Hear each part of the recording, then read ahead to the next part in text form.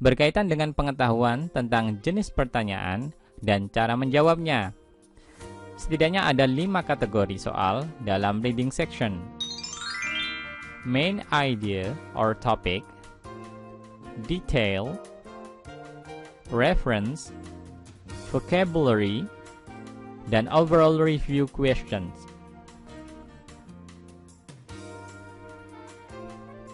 Pertanyaan tentang main idea or topic atau gagasan utama bacaan ini biasanya menggunakan keywords seperti main idea, primarily about, topic, dan sejenisnya.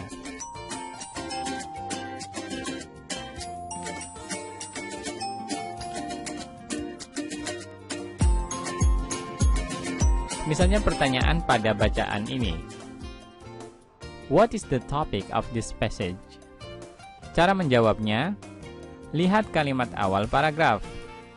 Kalau paragraf lebih dari 1, kita baca dulu kalimat awal masing-masing paragraf, dan kemudian baru kita simpulkan main idea-nya.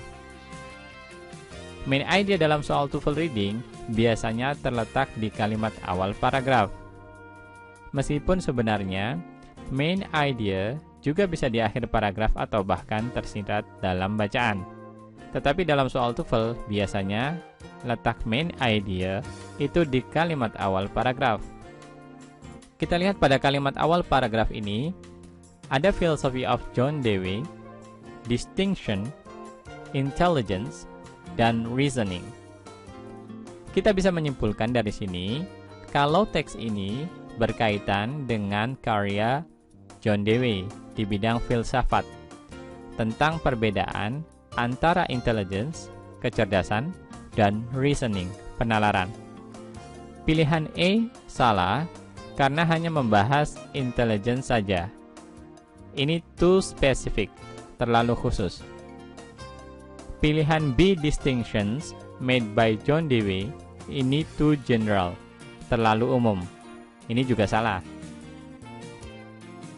Kemudian pilihan C, Dewey's ideas on the ability to reason, ini too specific, karena hanya mewakili reasoning.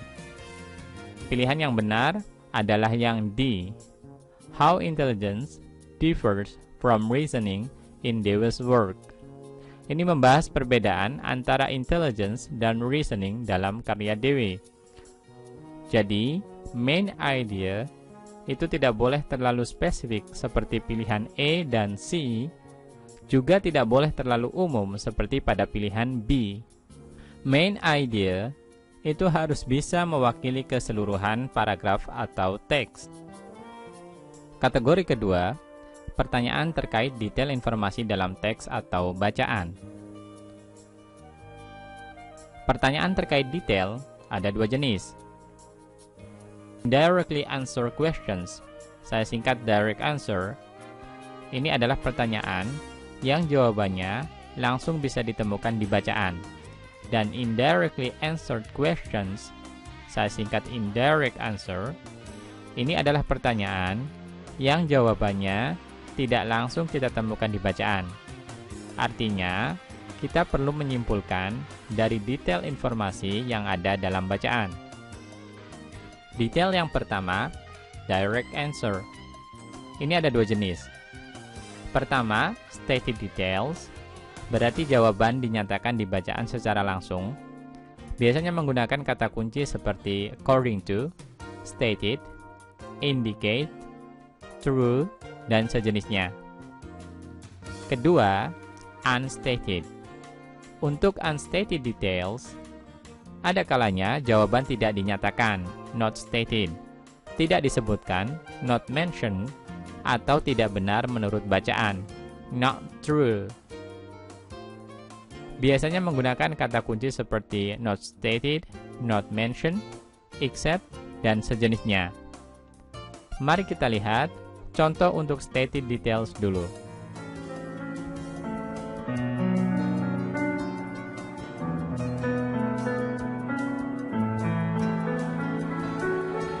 Di sini pertanyaannya adalah, the passage indicates that Jamestown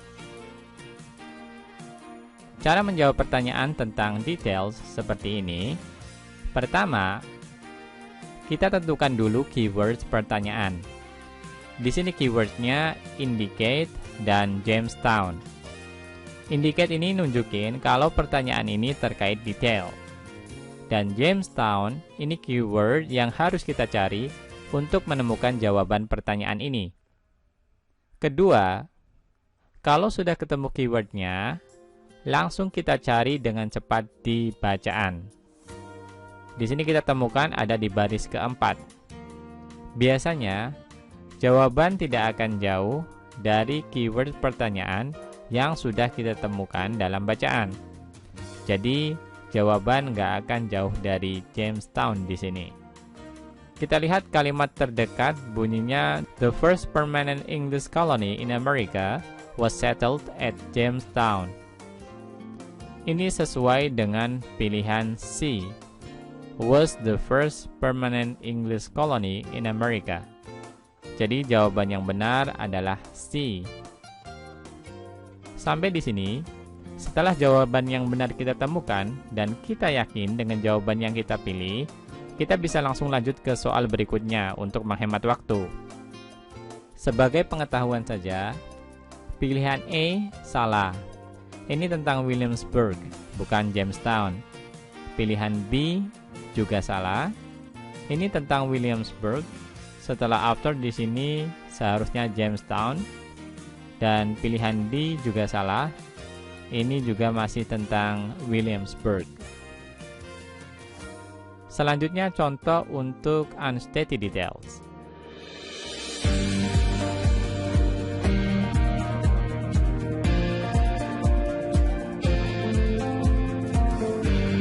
Pertanyaannya, which of the following is not true about the word gadget? Cara menjawabnya sama dengan stated details. Kita tentukan dulu keyword pertanyaan. Di sini keywordnya not true dan gadget. Not true ini keyword jenis pertanyaan unstated details. Dan keyword yang harus kita cari di teks atau bacaan adalah gadget. Coba kita lihat dalam bacaan. Di sini kata gadget bisa kita temukan di baris ketiga. Nah, biasanya jawaban nggak jauh dari keyword pertanyaan yang kita temukan di teks atau bacaan. Hanya saja perlu kita ingat betul bahwa jawaban yang kita cari kali ini adalah yang not true, yang bertentangan atau tidak benar menurut teks. Pilihan A ini salah, ini sesuai teks. Bisa kita lihat di baris kedua dan ketiga. Pilihan B ini jawaban yang benar karena not true atau bertentangan dengan teks di baris keempat. Di sini tahun 1850-an. Sementara di jawaban at the beginning of the 19th century, awal abad ke-19.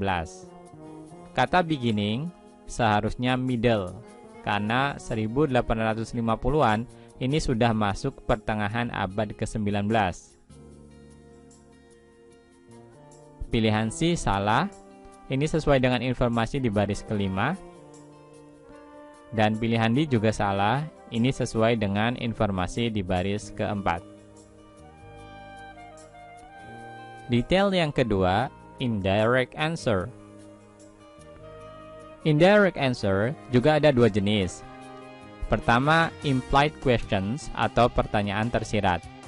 Jadi kita harus menyimpulkan jawaban dari detail informasi yang tersedia. Biasanya menggunakan kata kunci seperti implied, can be inferred, probably happened, dan sejenisnya. Yang kedua, transition questions atau pertanyaan transisi.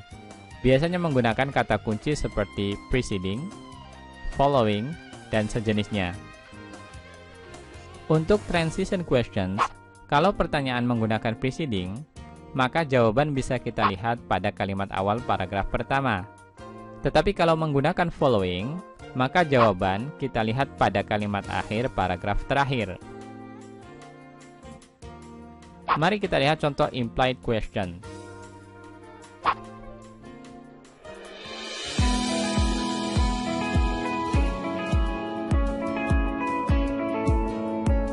Pertanyaannya, The French version of Monopoly might possibly include a piece of property entitled bla bla bla. Cara menjawabnya, karena ini termasuk detail questions, maka sama dengan sebelumnya. Kita tentukan dulu keyword pertanyaannya. Di sini keywordnya French version of Monopoly dan possibly include. French version of Monopoly ini keyword yang harus kita cari di teks. Kata inti frase ini ada pada kata version. Dan possibly include ini ciri implied question. Coba kita lihat di teks. Keyword pertanyaan bisa kita temukan di baris kelima. Di sini ada kata version. Jadi kemungkinan clue atau petunjuk jawaban yang benar ada di paragraf kedua. Nggak jauh dari keyword ini. Dan setelah kita baca, pilihan A, B, dan C ini salah. Jawaban yang benar ada di pilihan D. Karena pada baris kelima dan keenam, ada clue yang menyebutkan bahwa versi Monopoly ini disesuaikan dengan lokasi dan nama tempat yang sesuai dengan bahasa yang digunakan. Jadi kalau French version, maka properti yang dipakai adalah Menara Eiffel yang lokasinya di Prancis. Pilihan A, B, dan C ini semua di Amerika Serikat. Selanjutnya pertanyaan jenis reference. Pertanyaan jenis reference adalah pertanyaan tentang kata benda apa yang digantikan oleh kata ganti tertentu. Biasanya kata ganti yang sering ditanyakan adalah it, they, dan this. Perlu diingat, it dan this menggantikan kata benda tunggal atau kata benda yang tidak bisa dihitung. Sedangkan they menggantikan kata benda jamak. Selain itu, perlu diingat bahwa kata benda terdekat belum tentu jawaban yang benar. Bila kita ragu, tinggal gantikan saja kata ganti yang ditanyakan dengan kata benda yang kita pilih. Kalau logis atau paling masuk akal, maka jawaban kita kemungkinan benar. Contoh soal.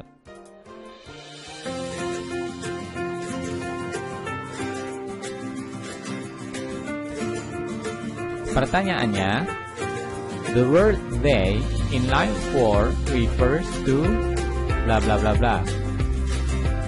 Cara menjawab pertanyaan jenis reference, tinggal kita lihat pronoun yang ditanyakan kira-kira menggantikan apa. Kalau ragu, tinggal gantikan pronoun they dalam kalimat they are stung and eaten pada baris keempat dengan pilihan jawaban yang ada. Yang paling logis atau make sense kemungkinan adalah jawaban yang benar. Dalam soal ini, pilihan A dan B salah. Yang benar adalah pilihan C, small fish. Pilihan D juga salah. Selanjutnya pertanyaan tentang vocabulary atau kosakata. Pertanyaan tentang vocabulary biasanya menggunakan keyword seperti meaning, clauses in meaning, dan sejenisnya. Penguasaan kosakata yang kuat jelas akan sangat membantu. Tetapi perlu diingat, pertanyaan terkait vocabulary dalam reading TOEFL biasanya tidak lepas dari konteks penggunaannya. Jadi pastikan kita baca dulu kalimat yang di dalamnya ada kata atau frase yang ditanyakan. Setelah itu, baru kita tentukan makna yang kita anggap paling tepat dari pilihan yang ada. Jika kita mengalami kesulitan karena nggak tahu makna kata atau frase yang ditanyakan, jangan panik. Coba cari petunjuk atau clues baik dari segi struktur, konteks kalimat, sinonim, kontras, maupun contoh-contoh di sekitar kata yang ditanyakan. Coba perhatikan contoh berikut.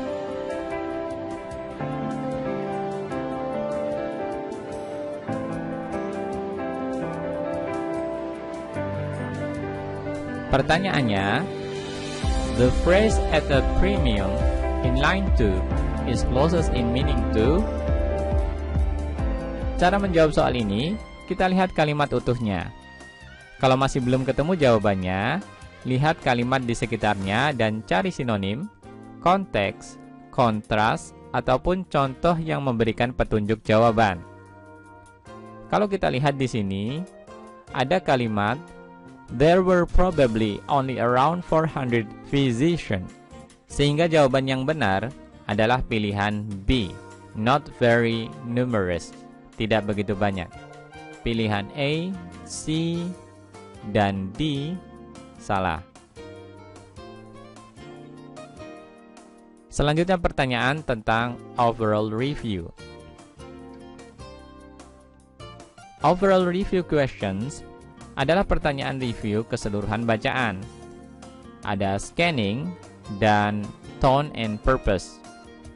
Untuk scanning atau disebut juga where in the passage questions, ini biasanya menggunakan keyword seperti where in the passage, in what line, dan sejenisnya. Di sini kita harus menemukan informasi spesifik dalam pertanyaan yang ada pada baris tertentu dalam bacaan. Selanjutnya pertanyaan jenis tone and purpose. Pertanyaan jenis tone berkaitan dengan emosi atau perasaan penulis. Apakah positif, neutral, negatif, angry, dan sebagainya. Adapun pertanyaan jenis purpose berkaitan dengan tujuan penulis. Seperti mengapa penulis menyatakan informasi, kata, atau kalimat tertentu dalam bacaan. Coba kita lihat sebagian contoh soal untuk masing-masing jenis soal ini.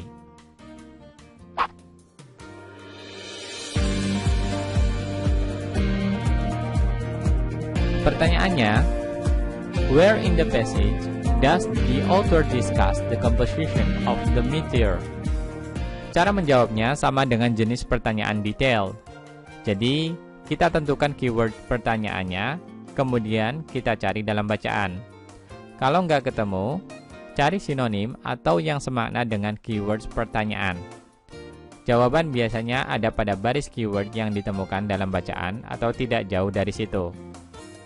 Keyword pertanyaan ini adalah composition of the meteor. Kalau kita lihat di bacaan, ada pada baris keempat. Ada kata made of yang menunjukkan composition of the meteor. Jadi jawaban yang benar adalah pilihan B. Pilihan A, C, dan D salah. Contoh berikutnya.